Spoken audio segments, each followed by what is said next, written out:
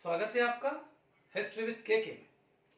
आज हम लोग उपसंपदा संस्कार के बारे में जानेंगे। इसके पहले की वीडियो में हमने पबज्जा संस्कार के बारे में जाना था, उसी का एक हिस्सा ये उपसंपदा संस्कार है। मैंने जैसा आपको पिछली वीडियो में बताया था कि 12 वर्ष तक एक शिष्य बौद्ध विहार या मठ में शिक्षा प्राप्त करता था, यानी 8 वर्ष की अवस्था में वो प्रवेश लेता था और 12 वर्ष तक शिक्षा प्राप्त करता, इस तरह से वो 20 साल का हो जाता था। अब उसके लिए यहाँ मठ छोड़ना जरूरी था और ये चाहे तो वो रुक सकता था आगे की शिक्षा प्राप्त करने के लिए, किंतु यहाँ तक की शिक्षा के बाद उसको एक अवसर दिया जाता था कि चाहे तो वो गृहस्थ आश्रम में या सांसारिक जीवन में लौट सकता है।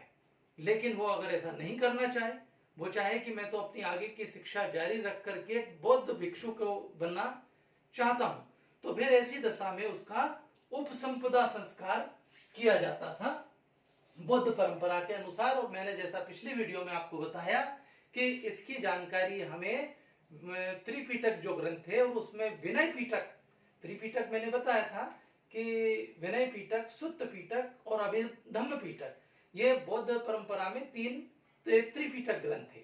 तो विनय पिटक में हमें पूरी जानकारी इसकी मिलती है कि जब कोई शिष्य आगे की भी शिक्षा प्राप्त करना चाहता था और वो गृहस्थ जीवन में लौटना नहीं चाहता था, सांसारिक जीवन में नहीं लौटना चाहता था, वो आगे की शिक्षा प्राप्त करके और एक पूर्ण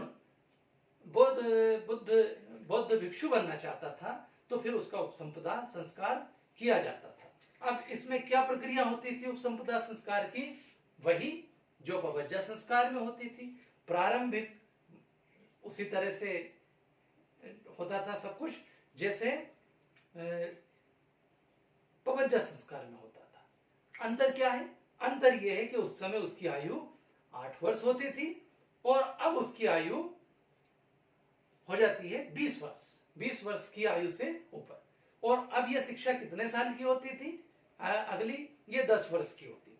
10 साल के लिए पुनः उसको शिक्षा प्राप्त करना होती थी। इस तरह से वो 30 वर्ष का हो जाता था, एक पूर्ण बौद्ध भिक्षु बनते बनते।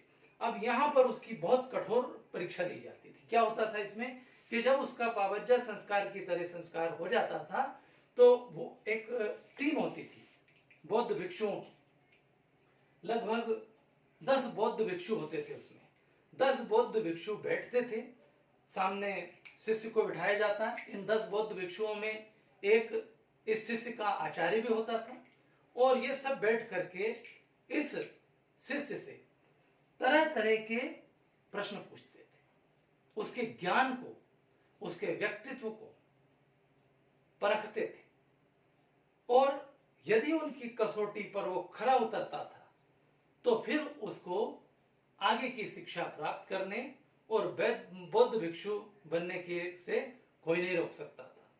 कई बार ऐसा होता था कि जो आचार्य हैं, जो बौद्ध भिक्षु है, उनमें मतभेद पैदा हो जाता था कि इसको प्रवेश दिया जाए कि नहीं दिया जाए।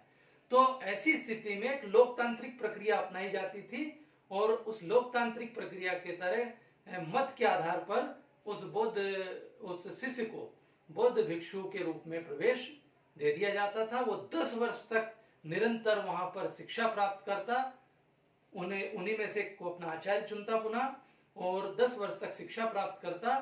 उसे कुछ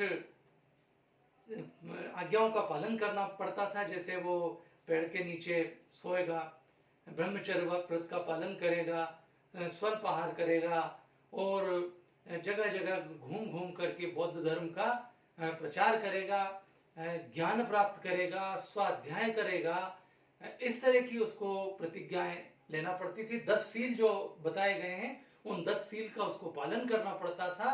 इस तरह से 30 वर्ष की 12 साल 10 मैंने 20 साल में प्रवेश लेता और अगले 10 साल वो पढ़ता, तो इस तरह से 30 साल का जब हो जाता था तो एक पूर्ण बौद्ध भिक्षु या आचार्य बन जाता था। तो इस तरह से उपसंपदा संस्कार पबज्जा संस्कार के 12 वर्ष के बाद होता था।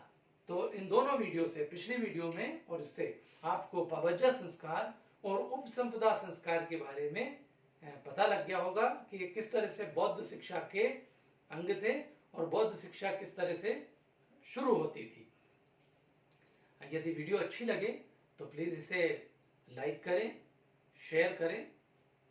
Thank you very much. इस चैनल की और वीडियोस देखने के लिए चैनल को विज़िट कीजिए। Keep watching history with KK. Like, share and subscribe.